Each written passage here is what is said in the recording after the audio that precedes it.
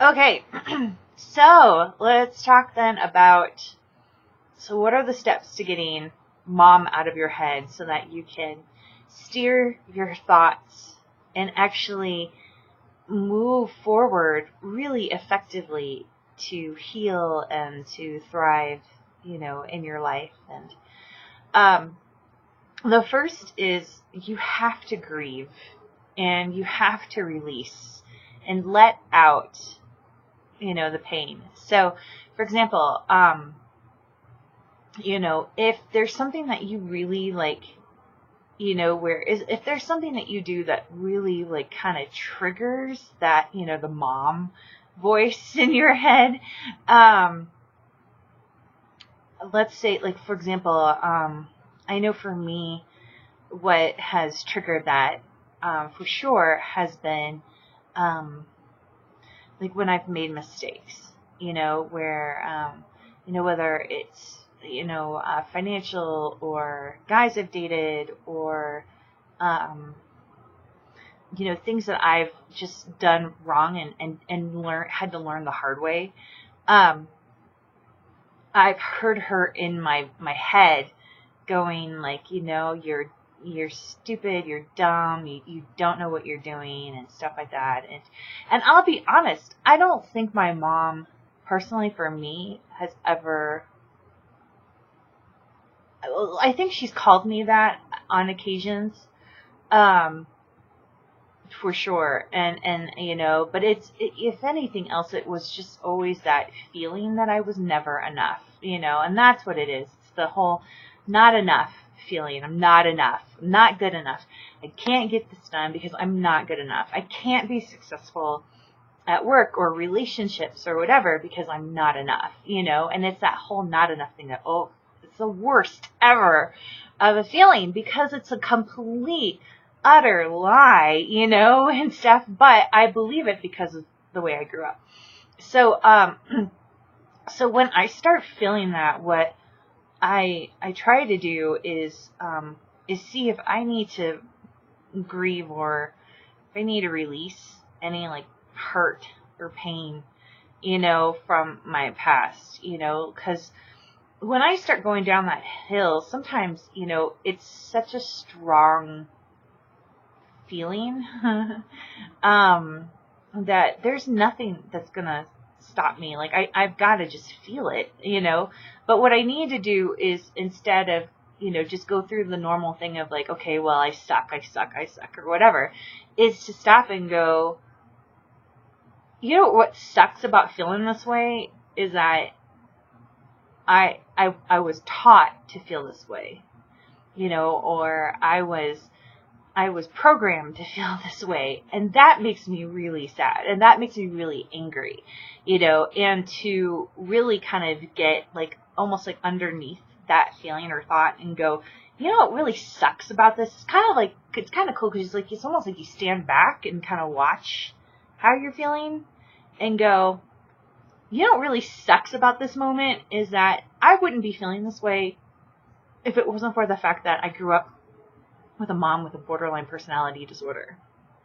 That sucks, and that makes me angry, and to then just let that out, because then that way it kind of helps you to kind of go, okay, so what I'm feeling right now is, it is sad, but I'm not going to be angry at myself about it. I'm just going to more grieve. I'm going to be more sad about it. And that helps to kind of like change things a little bit and then recognize and really deal with the deeper thing that's actually causing you to feel like crap. Because when I feel like I'm not enough, what it really is that, what's deeper than that, like what's the deeper root is really that whole, I grew up being taught that I wasn't enough. That sucks, and now I'm a victim of it in this moment, So, then the next is to, this is hard, but it's absolutely necessary, is learning in training yourself to accept that that's happened, to accept that you are an adult child of a borderline, that you are, of like, yes, I was taught that I was not enough. And I accept that. I accept that that's what happened to me. I accept it. And then to also forgive and go, I know without a doubt that my mom did not wake up every day going, how can I make April feel like shit? I know she didn't wake up going, how can I hurt her? I know my mom woke up every day as an emotionally ill person who was just trying to do her best. And as a very emotionally ill person, just did not know how to function in a way that could help me out or really take care of me in those absolutely critical moments where I really needed a parent to actually love me well and help me through life, and teach me, that I'm valuable and that I am enough, as a highly sensitive child. I mean, I was already, kind of in a difficult place. And then add on top of that, so what I needed at that time was to have a mom who was there for me.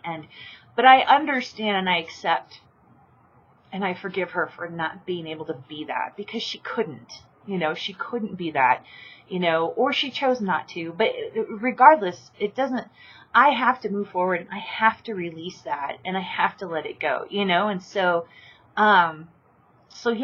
accepting that, that whole, I'm not enough feeling,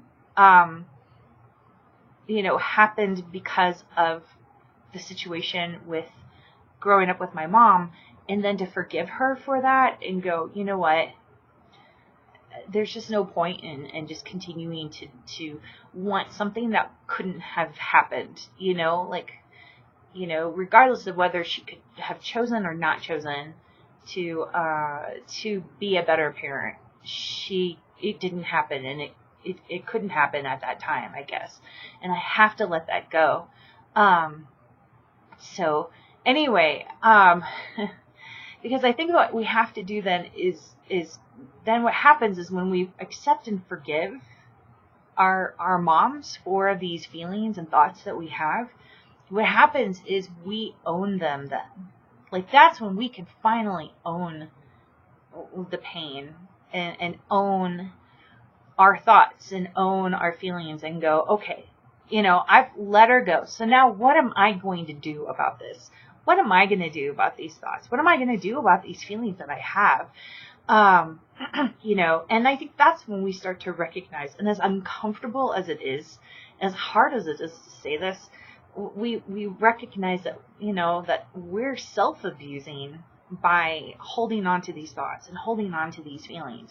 But I don't think we can do anything about it until we actually grieve, release the anger and the feelings that we have for these feelings that we have, and then accept that, that came from our background and forgive. So, all right, on to part 3.